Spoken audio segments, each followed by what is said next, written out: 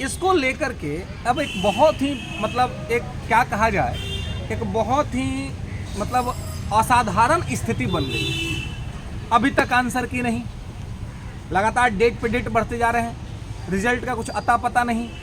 OMR में लगातार गड़बड़ियाँ, बेल्ट्रन का मुद्दा, वन कैंडिडेट वन रिजल्ट्स को लेकर के कोई स्पष्टीकरण नहीं, डॉक्यूमेंट वेरिफिकेशन को लेकर के कोई स्पष्टीकरण नहीं, और लगातार TR1 और TR2 में से जो नकलची शिक्षक भर्ती हो गए, जो गलत तरीके से भर्ती हो गए, उनको बाहर किया जा रहा है।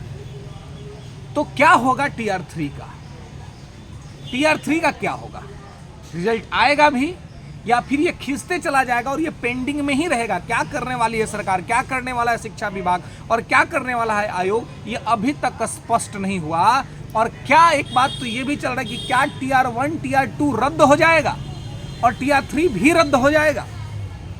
क्योंकि जिस प्रकार से बड़े स्तर पर शिक्षकों को निकाला जा रहा है, गलत तरीके से वो आ गए, और डॉक्यूमेंट वेरिफिकेशन में लगातार बिहार का ऐसा कोई जिला नहीं है जहां पर 1000-2000 गलत शिक्षकों को नहीं निकाला जा रहा है। TR1 में भी है, TR2 में भी। ये सब नतीजा किसका है? रिजल्ट के बाद फाइनल डॉक्यूमेंट वेरिफिकेशन का नतीजा है। अब मुद्दे की बात यह है कि क्या यह सोची समझी रणनीति है कि पहले रिजल्ट दे दो और घोषणा कर दो कि हमने इतने लोगों को नौकरियां दे दी, और फिर रिजल्ट देने के बाद डॉक्यूमेंट वेरिफिकेशन करके बाकी छांट दो और सीटें खाली करा दो, और फिर अगले बार के लिए डिक्लेरेशन कर दो कि हम इतनी सारी सीटें जो है सो लेकर के आ रहे हैं। तो क्या ये एक प्रकार की स्ट्रेटजी है? क्या ये सोची समझी रणनीति है सरकार की कि एक तरफ दिखाओ कि हम बड़े स्तर पर वैकेंसी लेकर के आ रहे हैं, आज दूसरी तरफ से गलत लोग को बहाल कर लिया अपनी ही गलती की वजह से, क्योंकि डॉक्यूमेंट वेरिफिकेशन आपने पहले नहीं कराया, वन कैंडिडेट वन रिजल्ट आप देते नहीं हैं, तो बहुत सारे गलत तरीके से लोग चुन करके आ जाते हैं और बहुत सारी सीटें खाली रह जाती हैं। फिर आगे आप अनाउंस करते हैं कि हम फिर से एक बार जो है सो वैकेंसी लेकर आ रहे हैं। फिर आप ये भी कहते हैं कि एक साल में आप 3-3 वैकेंसियाँ देते हैं, 4-4 वैकेंसियाँ देते हैं। तो नो डाउट आप वैकेंसी दे रहे हैं, लेकिन वैकेंसी से आप कितनी सीटों को भर रहे हैं, कितने विद्यार्थियों को इससे लाभ हो रहा है, ये अपने आप में विचार का विषय है, ये अपने आप में चर्चा का विषय है। लेकिन ये चर्चा और ये विचार तो हो ही नहीं रहा है, छात्रों की बात ही नहीं सुनी जा रही है। तो क्या TR3 में गड़बड़ झाला चल रहा है? कुछ बड़े स्तर पे गड़बड़ी हो रही है क्या, जो अभी तक कुछ नहीं होने को जा रहा है?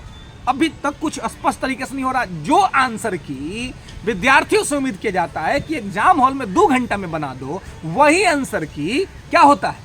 वही आंसर की के बारे में कहा जाता है कि आप जो है सो क्या करिए, तो आप जो है सो 1 महीना बीत गया और आपका तैयार नहीं हुआ। बताइए कितना दिन से आ रहा है कि हम 1 2 5 6 2 8 तैयार कर दिए, 9 10 11 12 तैयार नहीं किया, तो कब तक तैयार करिएगा? कब तक आएगा आपका आंसर की? अभी तक आपका आंसर की नहीं आया। रिजल्ट्स लगातार उसके डेट्स बढ़ रहे हैं, इंक्रीज हो रहे हैं। तो किस तरीके से चीज़ें चल रही हैं, ये पटना हाईकोर्ट लगातार आपको फटकार लगा रहा है, सप्लीमेंट्री आप दे नहीं रहे हैं। तो तमाम चीज़ें जो हो रही है किस तरफ इशारा कर रही हैं? क्या TR1 TR2 और TR3 में गड़बड़ झाला हुआ है? क्या ये रद्द हो जाएगा एग्जाम एक बार फिर से? क्योंकि कुछ तो होता हुआ, पॉजिटिव होता हुआ दिख ही नहीं रहा है, कुछ भी पॉजिटिव होता हुआ नहीं दिख रहा है।